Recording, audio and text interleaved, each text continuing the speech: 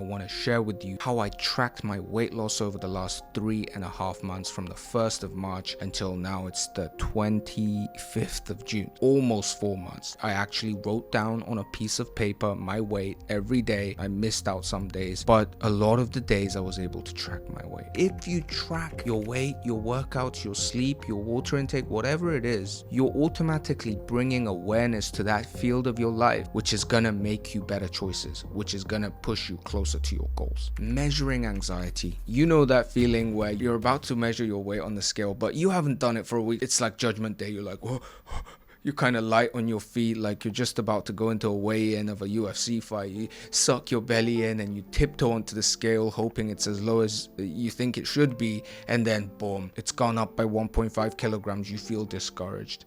And then another day you weigh it, it's gone down, you're happy, and all this emotional turbulence. The anxiety comes from the fact that you don't measure it every day, so the fluctuations are big. You're getting snapshots of your weight instead of just seeing how the weight moves over time. Now all of that's going to clear as we dive into the graph. So I'm going to turn this light off. I'm not very good with technology, so I didn't know how to make this pop, so I'm going to turn the light off.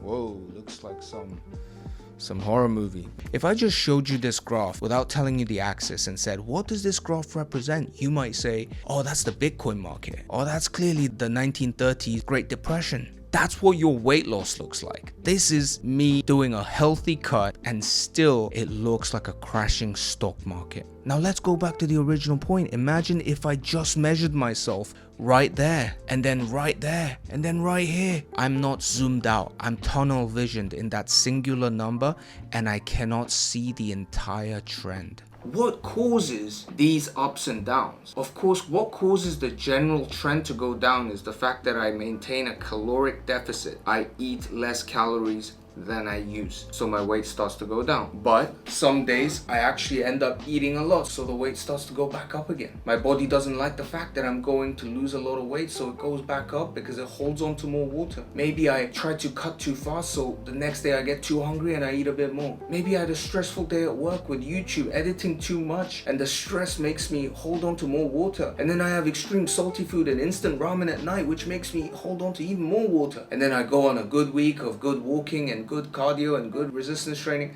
So there's all of these variables that are contributing. I don't know if I'll post this video. It might be just way too chaotic. I hope you kind of see what I'm trying to get at. If you track your weight, then you're gonna see over the lots of weeks that you do it, you'll see, oh, I'm generally in the 73s and in between the 73s and 72s. So I go down, but I come back up, but I'm seeing 72 a lot more on the scale. Then as you keep doing it, you'll be like, wait, I'm starting to see the 71s. You still come back up to 72, maybe even go back up to 73, but you start seeing the numbers more often and often until 71 becomes the main number you see most of the time. And then you go to, you start seeing the 70s, you start seeing the 69s. Do you get what I'm saying? But all of this is only accessible to me as certainty and knowledge if I'm tracking my weight. Don't underestimate it. Imagine Michael Phelps doing his swim laps was like, that feels like a fast lap. I think I did a good lap, that one. On Thursday, third lap, that was probably quite a good one. He measures his lap time every 4 weeks. It's like, I've improved. Amateurs, that's not on. I think I've made that point clear. Let's get to what is a healthy pace to lose weight. 1 kilogram per month.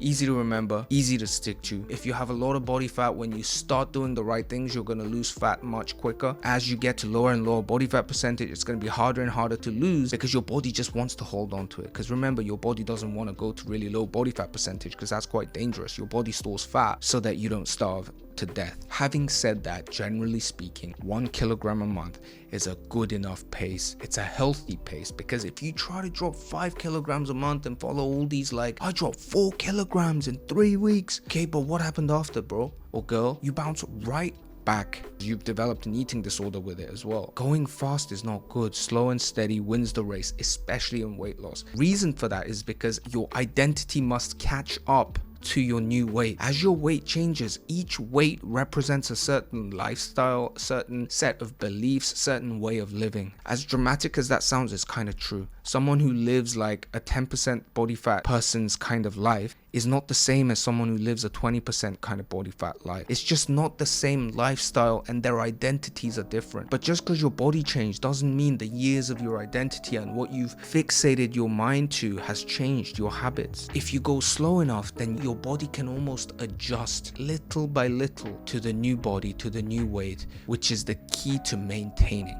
The real skill of weight loss is not weight loss, it's weight maintenance. That is the real true skill of weight loss, because if you know how to maintain your weight, it means that weight is yours. But it's also the hardest thing. As you see on the graph, it's always going up or down. So to actually stay in the same weight for a long period of time means your body identity, means your lifestyle is matched with that new weight. And that is the most important skill of weight loss. Learning some caloric content, learning basic nutritional patterns and what causes binge eating, learning about your triggers, staying in a caloric deficit, cutting out all the noise from random aunts who give you random diet advice. There's a lot that goes into it, but when you combine it all together and you learn to maintain your weight and accept the fact that there are ups and downs, as I've shown you on this graph, then you will be able to achieve your weight loss goals. I think I talked a little bit too much. I hope I made the point clear. I don't know if I'll post this video because it's a bit chaotic, but if I do, I hope it really helped you. And if it did, maybe share it with someone that you think could be helped by this. If you haven't already, hit the subscribe button because I really do appreciate your support. Thanks very much.